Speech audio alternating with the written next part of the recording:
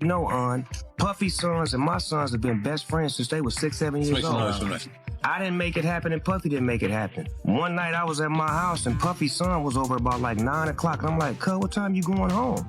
And he like, I'm spending the night. I'm like, did you tell your dad? He like, nah, my mom dropped me off. So Kim, rest in peace, was connecting my kids with Puff kids, and they formed a friendship and a bond. When Justin went to UCLA, my son went to UCLA. When Christian was rapping, my son was rapping. When he was modeling, they was flying over the world together. So they forged a friendship and a brotherhood that me and Puff always. Diddy really screwed up, and I'm not referring to his criminal trial, which has him sitting in prison right now, but it has to do with something that happened right before he got arrested. If you've seen the Netflix documentary about Diddy, Diddy The Reckoning, which 50 Cent produced, there's some footage there that had never been seen before. This is a photographer that Diddy hired to follow him around and document his life. That footage ended up going to 50 Cent. Maybe that's what Snoop went through, I don't know. But let the people know, because it was too early back then. You know, Pop just had died. So this one night, 50 called me up, and you know they got him on the phone, man. He was just talking. We was talking about old time shit. You know, sit down with Black Hands, sit down with with Puff kids, the whole Puff situation, and this documentary that he's going to. Many people anticipated that the main focus of 50 Cent's Netflix documentary, Shock Holmes, The Reckoning, would remain on Diddy, his ascent to prominence, his impact on the business, and his eventual demise. Rather, the topic of conversation swiftly changed. Soon after, Snoop Dogg was drawn into the story by online accusations that he was remaining silent, being secretly looked into, or being shielded in some way because specific information was left out of the documentary. Some pundits went even farther, transforming from Suge Knight. It's from his podcast with Dave Mays, and he's speaking on, you know, Tupac and Snoop being cool, and how, you know, after Tupac got killed, Snoop started hanging out with Diddy. And, you know, he also speaks on how, you know, Snoop, he did the Steve Harvey show with Diddy after Tupac got killed. Check this out. Okay. Let's download right now. Then you look at the scenario how everybody used Pac to make their stuff famous or make their project better. You got people who use these songs for Pac and tell them how much they love Pac, but they do songs for Puffy. You got Steve Harvey over bit that, you know, this motherfucker telling, well, Pac, according to everybody else, he brings Snoop and Puffy on there and say, these are dudes who run this in the East Coast, West Coast. What's up, Snoop? What's up, huh? Hey, whoa. Wait a minute, fellas here. Hold on. You know, I know all about this East Coast, West Coast rivalry thing here, but we in Chicago now. This rivalry stuff, we gotta stop it, man. We stop that, we stop a lot of this violence. Yo, Steve, check this, man. All that East Coast, West Coast stuff is a bunch of media hype. It's been my dog from day one, you know what I'm saying? It's all good between me and him. That's my people. Real, that's what we came in for. We came in and light it up and ride it up. We making this shit happen.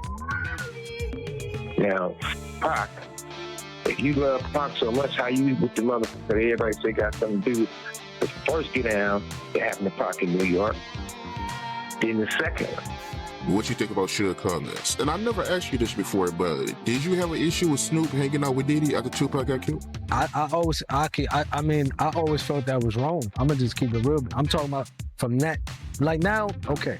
You know what I mean? I'm 46, Snoop probably early 50s. If he figured out now, he might go by the opinion like, okay, Puffy had nothing to do with Pac. You know, we grown now. If he want to be his friend, no problem. But back then, that was just awkward. You know what I mean? And the reason why it was awkward to me that I never even liked it because you knew how Pac felt about this individual. You know what I mean? Even if you don't agree with him, you probably could have said, you know what, I probably ain't gonna come out, you know, publicly with this because until things clear up. So I really know I could be certain that, you know, they didn't have nothing to do with Pac. But it's like, it was no, you know, okay, it is what it is. So that I never really respected that back then. So you had an issue with it, you didn't like it? Never really liked it. It just was a strange look because you was Pac boy. You know what I mean? Puffy, you know, it's clear they had some issues with Pac. and Pac died, and all of a sudden you chilling with Puffy. Back then, it just, okay, now you can say what you want. You go all grandfathers, I guess. You know what I mean? That's different now. But back then, I think it was weird. It was tasteless. You know what I mean? It didn't seem like you really had that much love for Pac. You could have just, you know what I mean? Unless he pressured them or like questioned Puffy, like, yo, what's up with this? What's up with that? Then you could say me and the dude Prodigy or one of the dudes from ID, as if I was with. They don't know the backdrop of that. I went to his hotel room ready to fight. Like, bro, I'll fight everybody in that room one-on-one. Even if I lose, it doesn't matter. The Outlaws was with me. My homie Tiny, the Mexican homie, was with me. I didn't go there and say, let me get in a video with these guys. I went there knocking on their door, doom, doom, doom. Tell them dudes to come out. What's up with y'all? What's up with you and Pac? You got a problem with Pac? Because we could just fight like man to man, face to face, and then shake hands. That was my approach with them. But when they told me they didn't have no problem, I don't mind being with you. You know what I mean? I don't mind shaking your hand because they told me they had love for Pac. So that's different, you know what I mean? If he come out and say, well, I already, I questioned Puffy about it. I believe that he didn't, he loved Pac. That's my opinion. I can move the way I want to move. So when people try to, I noticed somebody, I think on your page do that, where Napoleon was in the video with Mobb Deep. They don't know how I got in that video with Mobb Deep, you know what I mean?